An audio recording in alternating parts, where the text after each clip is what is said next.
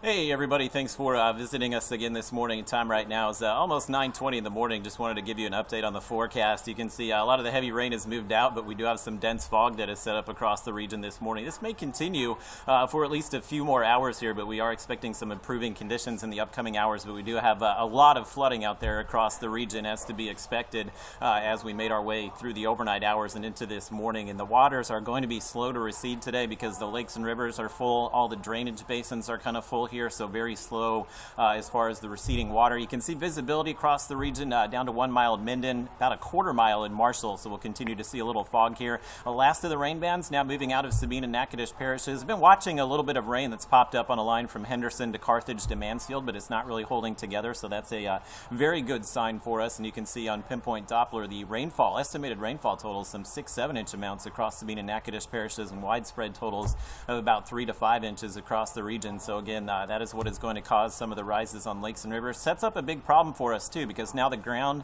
is completely saturated, so any rain that falls in the upcoming days quickly runs off into a lot of the streets. So we'll probably see a lot of roadway flooding here over the next few days. Again, potentially could see some rain later today, but it looks like another round, maybe late Friday into Saturday, will bring our last push of heavy rainfall to the region. So what we have today, there is a cold front making its way down across the region here, and at some point that will probably trigger a few more showers and storms. Don't expect it to be anywhere near what we saw yesterday. Really not expecting any heavy rain here, but the Storm Prediction Center has a marginal risk between I-20 and I-30, and that slight risk for Sabine and Natchitoches parishes. And I honestly think that may be overnight when we would see that. Not much of a threat Friday, but we are watching Saturday for a low-end threat for maybe some high wind and hail. Futurecast, let me take you through time here. Notice it does keep things pretty quiet for us. A few pop-up showers and storms there. There's 9 p.m., so if we did see any heavy rain, it would likely be across the south end of Sabine Natchitoches parishes here as we go through the overnight. And for your Friday, I'll be honest with everybody, I honestly think the models are pretty much underdone as far as the rainfall, getting some pretty good indications